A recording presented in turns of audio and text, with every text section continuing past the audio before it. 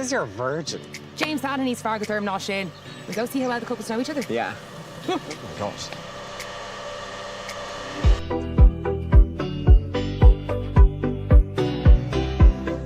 An bhfuil fánar de seo bhuachant. Found, I said, do I want to win? Yeah. Of course I do! Yeah. Like, if we're going to do this, we need to up the ante. This is the situation we've been thrust into, and it's up to us to make the best of it. With the couples gathered in the garden, it's time to face some of Fresco ceisteanna. Mar sin, an bhfuil anna bhá ag ar gúpla ar a chéile. Ní mór don féire an freigra céine hort. Agus, an tábhachtach. Ní mór dómh na freigra hort as cuailge chun puinte a bhaint amach. And the couple with the highest score will get a stunning date away from the love chalk. But don't forget... Who loves to watch? Ronnie loves to watch! Yeah, that's right, James. I love to watch. Will we get started?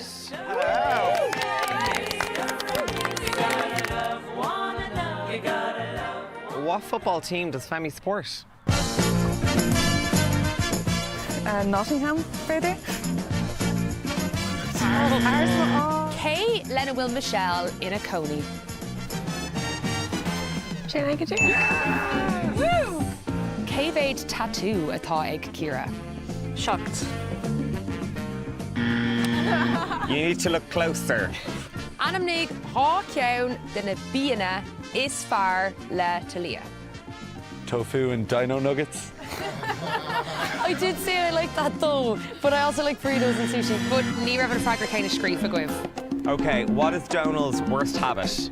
Let's go mock like picking at your nails. Oh, she's tinkers! Well, ik bought me hing níl am a fiacla. Yes. Shane! Anwa! Céhvéid pulla corp atá ag Saoirse. Spondún? Céir an cuid den corp a bhfuil Zach is mí bhuiníní faoi. Talking. And Zach, Calves, Makosa. Zach, stand out there, show us your calves.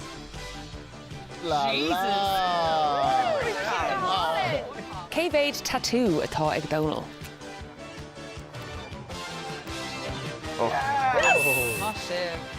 Oh, Ciara agus Andrew aren't happy. You were made fake in there, Martin, like. Vias to come. What would Ciara say is her worst habit? Cracking my bones. Cracking my bones, okay? That's your ex-partner.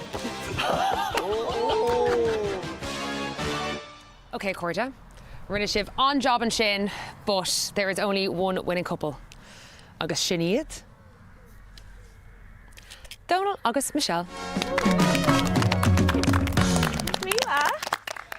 Tá ar an ceafam. Tá úna ar an freisin, really, like. Ní like low one, eh? Yeah. Low one version? Well, low one mar cúpla is tócha, Yeah. but yeah. Yeah, so we're up to yeah. an age tucked. Sinead. I don't know if the challenge really did the best for like small little like insecurities, but it's kind of like maybe getting things spinning in people's heads that might not have been there. I don't like it. I don't like it. Listen, they won fair and square. I just need to stop wearing my heart on my sleeve, I think. Gorgeous. Good student when you want to be. See, well, Bader la mucher ma. It's maclate ma meta. See what this is. Yeah, see? Sinead, don't be bitter.